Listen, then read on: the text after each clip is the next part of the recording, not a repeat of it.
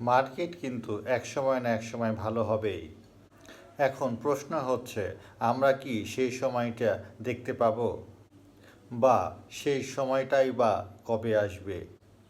Market তো ভালো হবেই, আর মার্কেট ভালো হলে ব্লু চিপ শেয়ারগুলো অনেক ভালো হওয়ার সম্ভাবনা রয়েছে।